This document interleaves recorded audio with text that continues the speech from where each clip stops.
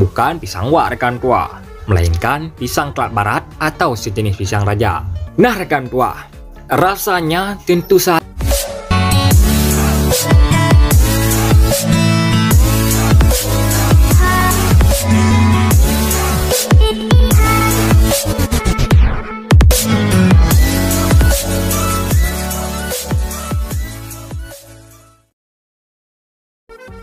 Assalamualaikum rekan tua. Bulukat kuah tuhe. Bulukat kuah tuhe merupakan kuliner kuah enak yang tak jauh beda dengan kolak.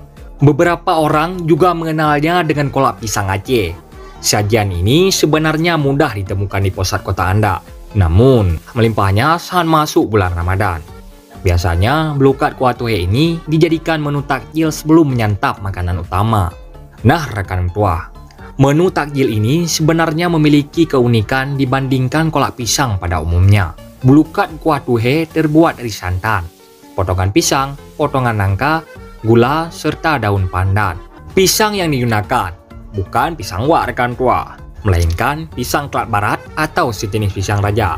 Nah rekan tua, rasanya tentu saja menendang-nendang, apalagi disajikan saat masih hangat. Mambu rekan tua, begah banget.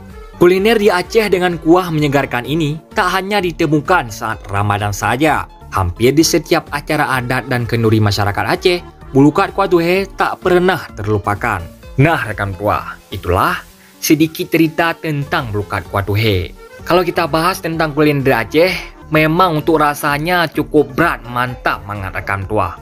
Gimana rekan tua? Sudah ada rencana untuk berlibur ke Aceh? Nyawa sirbuh nyonjak waceh rekan tua. Nah rekan tua, pada kesempatan kali ini, cuman inilah yang dapat kami telusuri, yang dapat kami simpulkan. Lebih dan kurang kami mohon maaf.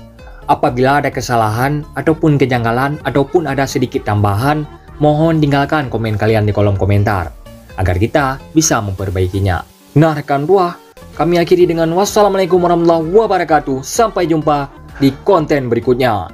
Terima kasih, Neriwang Teka.